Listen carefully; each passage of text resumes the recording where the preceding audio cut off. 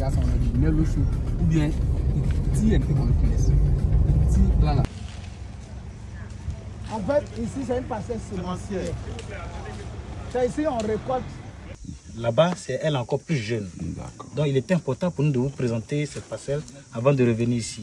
Ici, vous voyez que les cacaoyers cohabitent bien avec les essences forestières ici. Le paysan ici ne traite pas son champ avec les produits phyto. Voilà, c'est-à-dire qu'il ne replante plus. Et dans la pratique de l'agroforesterie en forêt classée, on ne doit plus replanter. Donc il y a une régénération naturelle qui se fait. Donc en termes de peut-être de rentabilité technique, voilà, on a cet élément-là qui fait que, et peut-être on ne vous a pas dit, mais quand nous on plantait en 93, peut-être que les paysans partent. Mais on se rend compte que pratiquement 30 ans plus tard, les cacaoyères, elles produisent toujours et elles se régénèrent. Donc, c'était cet élément-là que je voulais vous montrer. Pour les voyants lambda, il faut savoir que l'agroforesterie, c'est une pratique de gestion un peu durable des terres qui consiste donc à faire cohabiter et l'agriculture avec l'arbre. Et quand on parle de l'agriculture, il faut voir l'aspect culture, mais aussi l'aspect élevage. L'objectif de l'agroforesterie, donc, c'est de pouvoir permettre de rendre durable, on peut dire, la culture qui est sur l'espace agroforestier, en permettant donc aux arbres, à travers les racines, de pouvoir donc permettre de fertiliser les sols, d'aérer le sol, donc augmenter la fertilité de l'espace pour permettre donc à la culture qui est sur cet espace-là de pouvoir être durable, donc donner en termes de production. Ce choix, parce que vous-même, vous constatez qu'il y a un exemple d'agroforesterie ici qui est palpable, qu'on peut toucher du doigt. Il s'agit de pouvoir donc permettre aux personnes qui doivent communiquer sur cette approche-là d'être convaincues.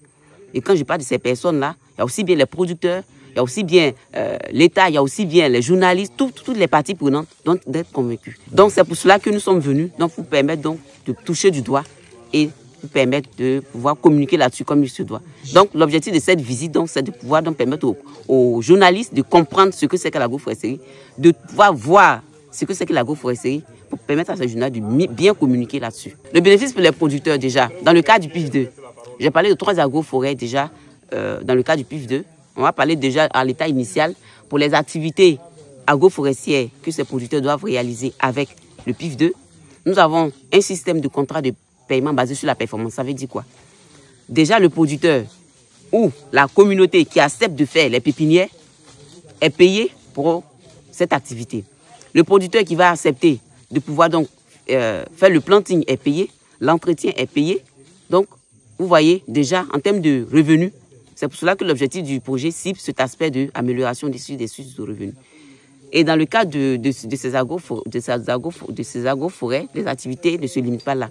Il y a aussi des activités génératives de revenus qui sont prévues pour que les populations qui sont autour de ces espaces-là puissent faire autre chose, avoir d'autres sources de revenus, donc diminuer la pression sur les agroforêts. L'appel, c'est de dire aux paysans qu'avec déjà la question des changements climatiques, parce que les paysans en parlent.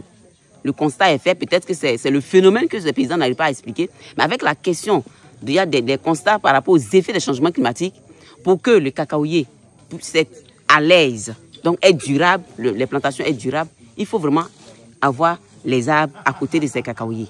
Donc en termes de durabilité, c'est une pratique donc, pour permettre à ces communautés-là, de permettre à la plantation de résister aux effets des changements climatiques, avant même de voir les retombées économiques.